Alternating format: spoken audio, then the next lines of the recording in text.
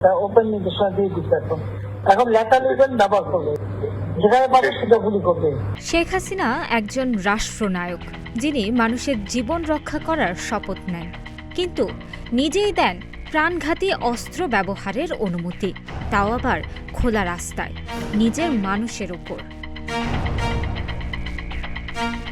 জুলাই অভ্যুত্থানে আন্দোলনকারীদের ওপর প্রাণঘাতী অস্ত্র ব্যবহার ও নির্বিচারে গুলি চালাতে নিরাপত্তা বাহিনীকে নির্দেশ দিয়েছিলেন তৎকালীন প্রধানমন্ত্রী শেখ হাসিনা। এমনটাই উঠে এসেছে তার একটি ফাঁস হওয়া ফোন আলাপে। এর সত্যতা নিশ্চিত করেছে বিবিসিআই। গত মার্চে অনলাইনে ছড়িয়ে পড়া এই অডিও রেকর্ডিংয়ে হাসিনাকে বলতে শোনা যায়, গত 18 জুলাই তিনি বিক্ষোভকারীদের বিরুদ্ধে প্রাণঘাতী অস্ত্র ব্যবহারের নির্দেশ দেন এবং বলেন যেখানেই পাবে গুলি করবে। এই ফোন আলাপটি 2025 সালের মার্চ মাসে অনলাইনে ফাঁস হয় এবং পরে তা যাচাই করে বিবিসি ও বাংলাদেশের অপরাধ তদন্ত বিভাগ। সবগুলিকে আরেস্ট করতে বলছিলাম, সবাইকে বলা হচ্ছে যে যেখান থেকে টিকাটা পারবো ধরে ফেলবে।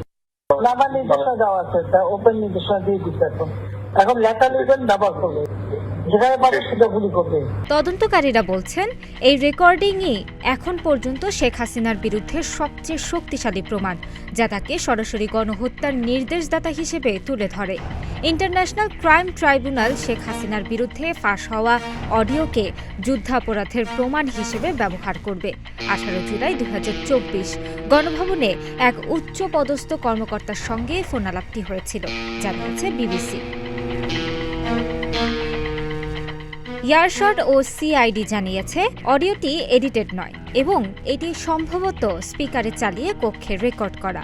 আওয়ামী লীগের মুখপাত্র বিবিসিকে বলেন, রেকর্ডিংটির সত্যতা নিশ্চিত নয়, যদি সত্যি হয়ও তা ছিল বৈধভাবে পরিস্থিতি নিয়ন্ত্রণের চেষ্টা।